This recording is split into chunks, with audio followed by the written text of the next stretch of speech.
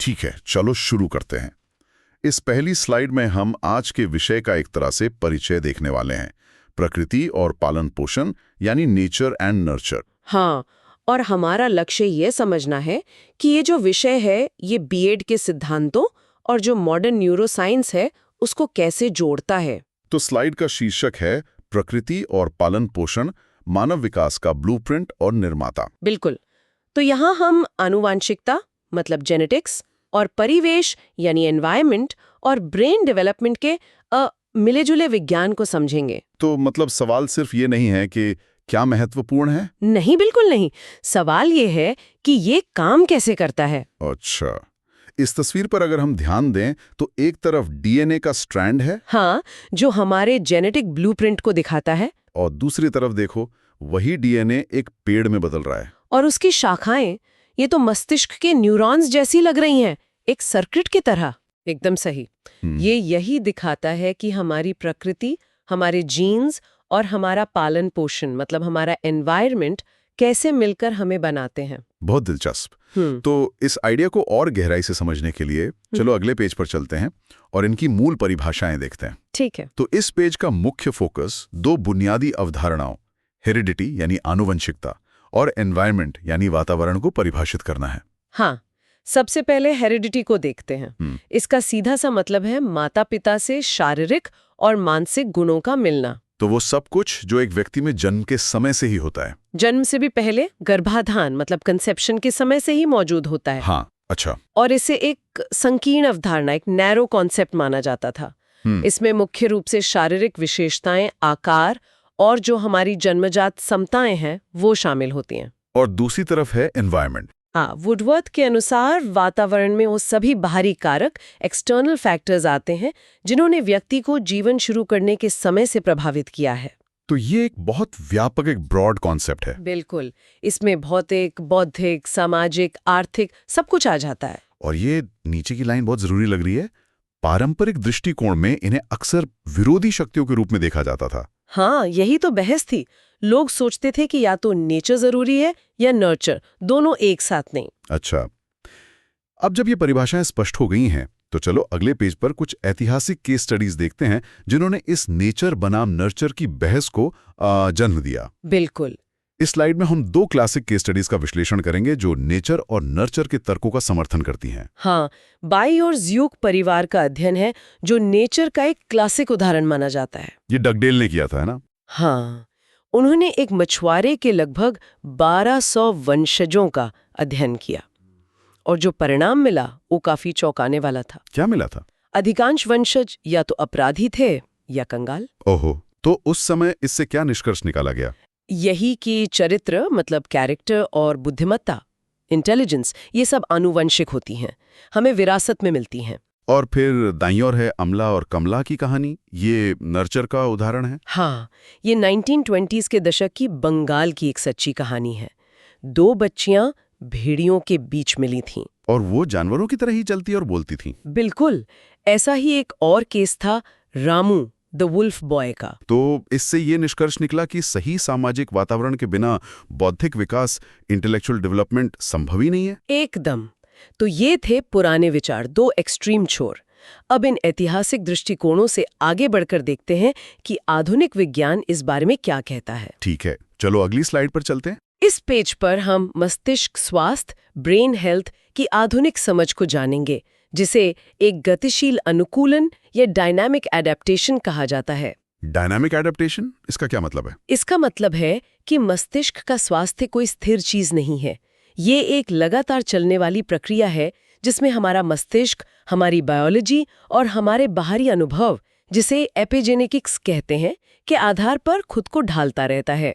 अच्छा, तो ये बीच में मुख्य आइडिया है और इसके चारों ओर ये 5 महत्वपूर्ण कॉन्सेप्ट्स हैं। हाँ, जैसे जीन एनवायरनमेंट इंटरप्ले मतलब जीन्स और वातावरण की लगातार बातचीत। The lasting impact of early life, शुरुआती जीवन के अनुभवों का स्थायी प्रभाव। ये तो बहुत जरूरी लगता है। बहुत ज्यादा। फिर है न्यूरोसोसाइटल प्लास्टिसिटी मतलब हमारा सामाजिक जीवन मस्तिष्क को कैसे बदलता है। द ट्रांसलेशनल फ्रंटियर यानी इस जानकारी का व्यावहारिक उपयोग। और क्रिटिकल एंड सेंसिटिव पीरियड्स। दाईं और ये 2 मुख्य सिद्धांत की फ्रेमवर्क्स भी दिए गए हैं। हाँ, ये बहुत महत्वपूर्ण है। पहला है प्रिडिक्टिव प्रोसेसिंग। मतलब हमारा मस्तिष्क लगातार दुनिया के बारे में मॉडल बनाता है और उन्हें अनुभव के आधार पर अपडेट करता रहता है। बिल्कुल। और दूसरा है लाइफ स्पैन पर्सपेक्टिव, यानी जीन्स और पर्यावरण का ये असर गर्भ से लेकर बुढ़ापे तक चलता है। ठीक है, इन सभी कॉन्सेप्ट्स में से चलो दो सबसे महत्वपूर्ण, न्यूरोप्लास्टिसिटी और क्रांतिक अवधि को अगली स्लाइड में और विस्तार से समझते हैं। जरूर।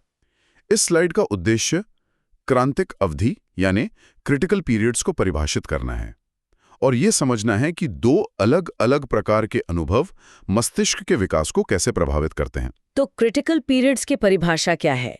ये विकास की वो खिड़की या विंडो होती हैं जब मस्तिष्क बहुत ज्यादा लचीला, प्लास्टिक और वातावरण के प्रति संवेदनशील, सेंसिटिव होता है। अच्छा, तो ये एक स्पेशल टाइम होता है सीखने के लिए? एकदम। अब इस टेबल को देखो, ये दो तरह के विकास के बारे में बताता है। पहला है एक्सपीरियंस एक्सपेक्टेंट। इसका मतलब है कि मस्तिष्क के सामान्य विकास के लिए कुछ इनपुट की उम्मीद होती है, जैसे देखने के लिए रोशनी और भाषा सुनने के लिए आवाज। और अगर ये इनपुट उस खास समय में नहीं मिलते तो विकास रुक जाता है, वो क्षमता ठीक से विकसित नहीं हो पाती। और दूसरा है एक्सपीरियंस डिपेंडेंट। ये वो सीखना है जो हमारे व्यक्तिगत अनुभवों पर निर्भर करता है, जैसे साइकिल चलाना या कोई नई भाषा सीखना। तो ये जीवन भर चल सकता है? हाँ, ये जीवन भर चलता है। तो नीचे की लाइन इसे बहुत अच्छे से सारांशित करती है। ये एक अवसर की खिड़की, विंडो ऑफ अपॉर्चुनिटी के तरह है, जो एक समय पर खुलती है और फिर बंद हो जाती है। तो ये अवसर की खिड़की खुलती और बंद कैसे होती है, इसे समझने के लिए चलो अगली स्लाइड में मस्तिष्क के ट्रिगर्स और ब्रेक्स को देखते हैं। बिल्कुल। इस पेज का लक्ष्य ये समझना है कि क्रांतिक अवधि, क्रिटिकल पीरियड को शुरू करने मतलब ट्रिगर्स और बंद करने मतलब ब्रेक्स के पीछे कौन से बायोलॉजिकल मैकेनिज्म्स काम करते हैं। हाँ, इस डायग्राम को बाएं से दाएं देखो, ये एक पूरी प्रक्रिया दिखा रहा है।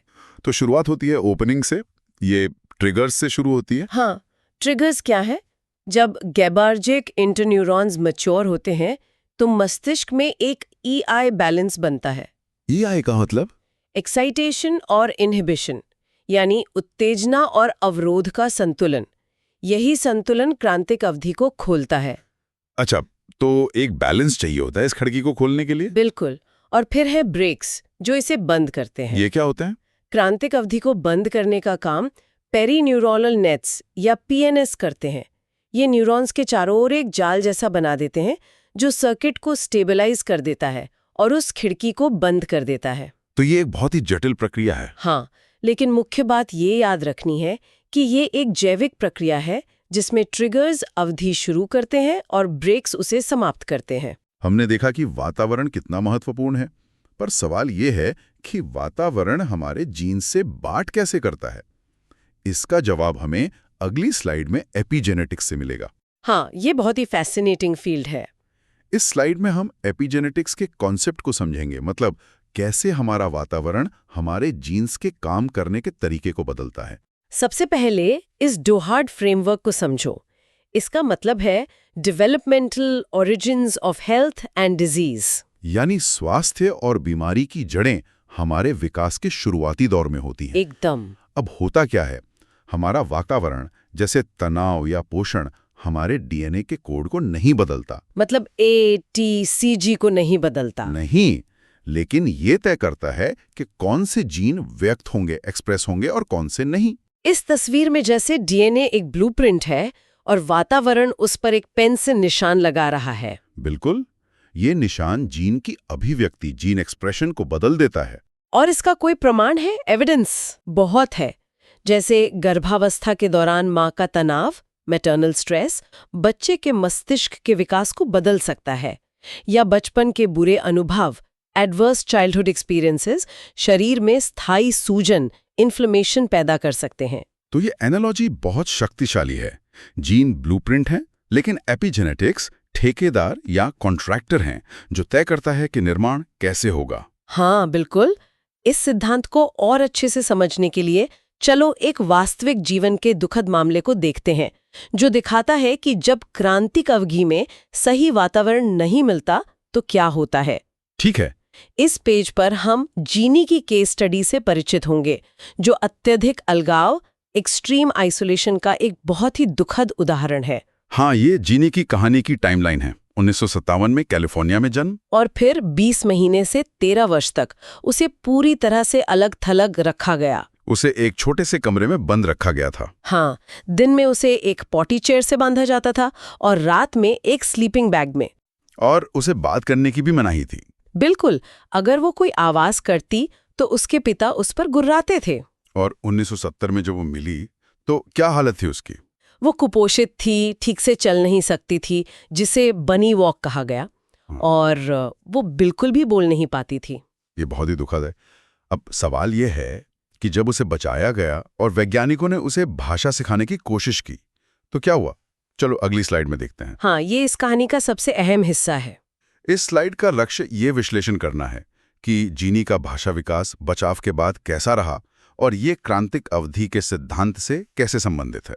तो सबसे पहले बात करते हैं शब्दावली, वोकैबुलरी की। उसने बहुत तेजी से नए शब्द सीखे, चीजों के नाम, आकार, रंग, सब कुछ। मतलब उसका दिमाग शब्द तो सीख रहा था। हाँ, बहुत तेजी से। लेकिन जो व्याकरण था, ग्रामर, उसमें वो असफल रही। वह शब्दों को जोड़कर सही वाक्य नहीं बना पाई।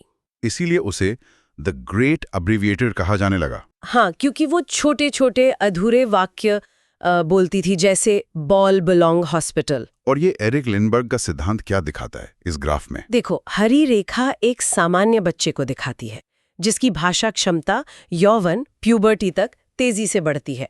और लाल रेखा जीनी की है, जिसका विकास बहुत देर से शुरू हुआ और बहुत निचले स्तर पर रुक गया। तो निष्कर्ष ये है कि जीनी ने शब्दावली सीखी, लेकिन भाषा मतलब व्याकरण नहीं सीख पाई। हाँ, क्योंकि भाषा सीखने की उसकी क्रांतिक अवधि, क्रिटिकल पीरियड, बंद हो चुकी थी। ये तो व्यवहारिक परिणाम था, लेकिन उसके मस्तिष्क के अंदर असल में क्या हुआ था? चलो अगली स्लाइड में इसे समझते हैं। हाँ, न्यूरोलॉजिकल एविडेंस दिखते हैं। इस पेज पर हम ये समझेंगे कि शुरुआती जीवन में उत्तेजना, स्टिमुलेशन की कमी का जीनी के मस्तिष्क पर क्या न्यूरोलॉजिकल प्रभाव पड़ा। वैज्ञानिकों ने जीनी पर डाइकोटिक लिसनिंग टेस्ट किए। इसमें दोनों कानों में एक साथ अलग अलग आवाजें सुनाई जाती हैं। अच्छा, और इस डायग्राम में क्या दिख रहा है? जब बाएं कान लेफ्ट ईयर में आवाज दी गई, जो दाएं मस्तिष्क राइट हेमिस्फीयर में प्रोसेस होती है, तो उसने 100% सही पहचान की। मतलब उसका बायां दिमाग काम कर रहा था। हाँ, लेकिन जब दाएं कान राइट ईयर में आवाज दी गई, जो बाएं मस्तिष्क लेफ्ट हेमिस्फीयर में प्रोसेस होती है, जो कि भाषा का केंद्र है, तो कोई प्रतिक्रिया नहीं हुई, जीरो रिस्पॉन्स। क्या? बिल्कुल भी नहीं? बिल्कुल भी नहीं। इसका मतलब उसका बायां मस्तिष्क जो भाषा का केंद्र है वो विकसित ही नहीं हुआ। विकसित ही नहीं हुआ। बचपन में भाषाई उत्तेजना की कमी के कारण वो हिस्सा फंक्शनली नहीं था। उसका मस्तिष्क केवल दाएं गोलार्ध पर निर्भर था। ये यूज इट और लूज इट का एक सटीक उदाहरण है। बिल्कुल। तो वो कौन सी सामाजिक रासायनिक प्रक्रिया थी जो जीनी के विकास में गायब थी? चलो इसे अगली स्लाइड में देखते हैं। ठीक है। इस स्लाइड का उद्देश्य ये समझना है कि सामाजिक अनुभव मस्तिष्क के विकास को रासायनिक स्तर पर कैसे प्रभावित करते हैं। इसे न्यूरोसोशल प्लास्टिसिटी कहते हैं। तो सिद्धांत ये है कि हमारा मस्तिष्क सामाजिक अनुभवों से आकार लेता है। हाँ, इस डायग्राम को देखो। जब सामाजिक संपर्क होता है, जैसे प्यार या स्पर्श, तो मस्तिष्क ऑक्सीटोसिन रिलीज करता है, जिसे बंधन या प्रेम हार्मोन भी कहते हैं। अच्छा, ऑक्सीटोसिन। ये ऑक्सीटोसिन BDNF यानी ब्रेन डिराइव्ड न्यूरोट्रॉफिक फैक्टर को सक्रिय करता है। और BDNF एक ग्रोथ फैक्टर है जो मस्तिष्क के विकास के लिए बहुत जरूरी है। तो एक तरह का समीकरण बन गया। सामाजिक संपर्क से ऑक्सीटोसिन रिलीज होता है, उससे BDNF सक्रिय होता है और उससे मस्तिष्क का विकास होता है। एकदम सही। और जीनी के संदर्भ में प्यार और स्पर्श की कमी ने इस आवश्यक रासायनिक प्रक्रिया को पूरी तरह से रोक दिया, जिससे उसके मस्तिष्क की प्लास्टिसिटी मतलब लचीलापन बहुत कम हो गया। ये सब जानने के बाद एक शिक्षक और समाज के रूप में हमारी क्या भूमिका है, ये अगली स्लाइड में स्पष्ट होगा। बिल्कुल। अब प्रैक्टिकल एप्लीकेशन की बात करते हैं। इस पेज पर हम शिक्षकों के लिए न्यूरोसाइंस पर आधारित कुछ व्यावहारिक रणनीतियों को जानेंगे। ये तस्वीर देखो, एक शिक्षक एक किताब से उगने वाले पौधों को सींच रहा है। यह एक समृद्ध वातावरण, एनरिच्ड एनवायरनमेंट का प्रतीक है। तो एक शिक्षक के रूप में 3 मुख्य भूमिकाएं। पहली है पूर्व शिक्षण, प्री टीचिंग। हाँ, मतलब किसी भी गतिविधि से पहले छात्रों को आवश्यक भाषा और अवधारणाएं सिखाएं ताकि वो तैयार हों। दूसरा है ध्यान आकर्षित करना, अटेंशन। निर्देश देने से पहले ये सुनिश्चित करें कि छात्र का ध्यान आपकी ओर है। और तीसरा, शायद सबसे जरूरी, सहानुभूति, एम्पैथी। हाँ, एक सुरक्षित और सहानुभूतिपूर्ण वातावरण मस्तिष्क की प्लास्टिसिटी को बढ़ावा देता है। और सबसे महत्वपूर्ण बात नीचे लिखी है, शिक्षकों का काम केवल तथ्यों को रटाना नहीं है, बल्कि मस्तिष्क की संरचना को आकार देना है। ये एक बहुत बड़ी जिम्मेदारी है। बहुत बड़े। ठीक है, तो अब तक की हमारी सारी चर्चा का निष्कर्ष क्या है? चलो इसे अंतिम रूप देते हैं। जरूर। ये स्लाइड का उद्देश्य प्रकृति और पालन पोषण के बीच के संबंध को अंतिम रूप से सारांशित करना है। और सबसे महत्वपूर्ण विचार दाईं ओर लिखा है, हम केवल प्रकृति और पालन पोषण का योग सम नहीं है, हम उनका गुणनफल, प्रोडक्ट है। मतलब अगर कोई एक शून्य है तो परिणाम शून्य होगा। बिल्कुल। और ये फ्लोचार्ट पूरी प्रक्रिया को दिखाता है। जीन्स एंड बायोलॉजी वातावरण के साथ इंटरैक्ट करते हैं। ये interaction critical and sensitive periods के दौरान सबसे ज्यादा होता है। हाँ, फिर शुरुआती जीवन के अनुभव हमारे सिस्टम को कैलिब्रेट करते हैं। और इसके पीछे के तंत्र हैं एपिजेनेटिक्स और न्यूरोसोशल प्लास्टिसिटी। और अंत में इस ज्ञान का हम व्यवहारिक उपयोग ट्रांसलेशनल एप्लीकेशंस कर सकते हैं। तो मुख्य टेकअवेज क्या हैं? 2 बातें, जीन्स अवसर प्रदान करते हैं और वातावरण, एनवायरनमेंट उस अवसर को साकार करता है। बहुत बढ़िया। चलिए इस सत्र को एक अंतिम विचार के साथ समाप्त करते हैं। ठीक है। इस अंतिम स्लाइड का उद्देश्य आपको एक शक्तिशाली विचार के साथ छोड़ना है, जो एक शिक्षक और समाज के सदस्य के रूप में हमारी जिम्मेदारी को रेखांकित करता है। हाँ, बीएड नोट से ये उद्धरण पढ़ें। जैसे हम एक जीवित मनुष्य में आत्मा को शरीर से अलग नहीं कर सकते, वैसे ही हम आनुवंशिकता को वातावरण से अलग नहीं कर सकते। ये बहुत गहरी बात है। दोनों अविभाज्य हैं। बिल्कुल। और हमारा अंतिम कर्तव्य क्या है, वो नीचे की पंक्ति में लिखा है। एक शिक्षक और समाज के रूप में हमारा दायित्व है कि हम हर बच्चे के आनुवंशिक ब्लूप्रिंट के लिए सबसे अच्छे निर्माता बने। इसका मतलब है हमें हर बच्चे को वो सबसे अच्छा वातावरण देना है ताकि वे अपनी पूरी क्षमता तक पहुंच सकें।